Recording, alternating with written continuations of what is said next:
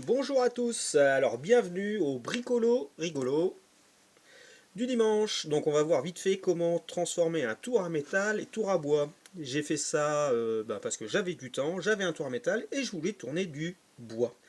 Donc on va voir ça rapidement. Moi je vais vous montrer comment faire avec pas cher, toujours en sécurité, faire attention parce qu'il y a certains forums, vous verrez, et ils disent que c'est pas possible, faut tout faire avec le matériel qui va bien. Et non, on peut s'adapter. Alors je vous montre ça rapidement. Alors, le tour à métal, le voilà, le bestiau. Donc le tour à métal, à l'origine, vous avez un gros bloc comme ça, c'est le porte-outils, parce que les outils à métaux sont solidaires du banc qui est ici, enfin du tour si vous voulez. Alors que en bois, on doit bouger l'outil. Donc j'avais commencé en faisant ça. Donc vous voyez, c'est une grosse barre d'acier avec un chevalet, on va dire, comme ça qui pouvait glisser d'avant en arrière sur le chariot d'origine, qui lui travaillait en latéral. Donc j'avais essayé en premier avec des ciseaux à bois. Voilà, je faisais comme ça, là, un petit peu par grattage surtout, donc c'était moche. Et puis c'était pas agréable, enfin j'ai vite changé. Donc dans le coup, on oublie le ciseau à bois, on oublie ça, parce qu'en fait, il faut faire très attention avec son porte-outils. Il faut un truc qui bouge pas, parce que si ça vibre, c'est dangereux, c'est pas agréable, ça fait mal au bras. Donc aujourd'hui, j'en ai fait un autre. Voilà, j'en ai fait un, comme vous voyez, comme quasiment un vrai tour à bois, qui se règle en hauteur, en profondeur, et qui glisse. Voilà, donc vous voyez, je vous le déploie un peu pour ceux qui voudraient faire pareil.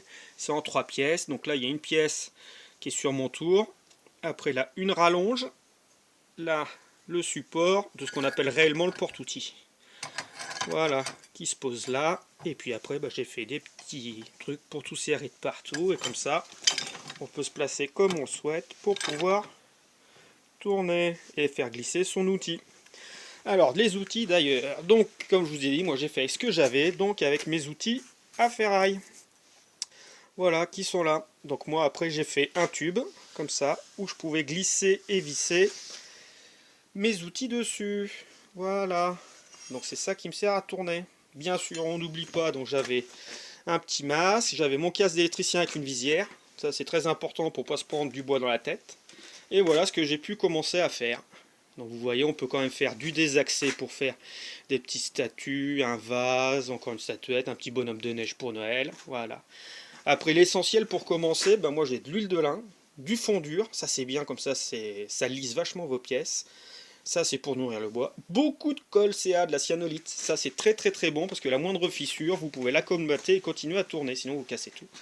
Et bien sûr, j'avais oublié aussi plein de papier à poncer. Voilà, je vais de 80 à 400. Voilà, donc avec tout ça, normalement, vous pouvez y arriver. Et puis voilà, donc ça se passe très bien, c'est très agréable. Et voilà, la présentation de tout ça. Ah oui, et j'ai failli oublier la queue de cochon. Voilà. Pareil, fait maison, un morceau de tube, de la plaque et une vis. Et ça se fait très bien. Mais bien sûr, tout ce qui est maison, à chaque fois on fait attention.